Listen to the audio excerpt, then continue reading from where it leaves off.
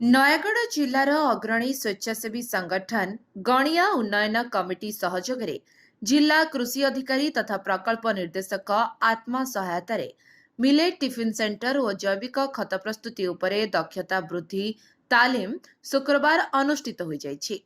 ଗଣିଆ ଉନ୍ନୟନ କମିଟି ସଭାପତି ଉଷା ପଟ୍ଟନାୟକଙ୍କ ସଭାପତିତ୍ୱରେ ଜିଲ୍ଲା ମୁଖ୍ୟ କୃଷି ଅଧିକାରୀ ସୁମନ ସିଂ ପଟ୍ଟନାୟକ, ନଭେଶ କୁମାର ପଟ୍ଟନାୟକ, ଯୋଜନା ଅଧିକାରୀ ଶ୍ରୀ ଅନ୍ନ ଅଭିଯାନ, ମୋନାଲିସା ବେହେରା, ବ୍ଲକ କୃଷି ଅଧିକାରୀ ପ୍ରମୁଖ ମଞ୍ଚାସୀନ ରହିଥିଲେ। से प्रकार काम आपण से हिसाब रे करबा आम पाखरे अछंती हमर जिल्लार मुख्य कृषि अधिकारी ताको हमें स्वागत करू चाहे कार्यक्रम को। कृषि अधिकारी मिलेट टिफिन सेंटर एवं जैविक खत प्रस्तुति उपरे दीर्घ समय धरी आलोचना मध्य करथिले। महिला माननकु आत्मनिर्भरशील करबाकू सरकारଙ୍କର एभଳି लोकाभिमुखी योजनाକୁ सफलतार सहित चलाइबाकू कृषि अधिकारी उपस्थित स्वयं सहायता गोष्ठीर महिला माननकु अनुरोध करथिले।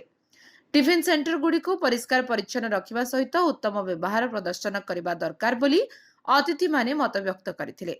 एही अवसर रे गणिया बाजार रे ग्राम्य महिला विकास केंद्र तरफरु एक टिफिन सेंटर एवं गणिया हाटपड़िया भितरे महामाई स्वयं सहायक गोष्ठी इंदीपटा सहयोगरे एक टिफिन सेंटर उद्घाटन करा जायथिला।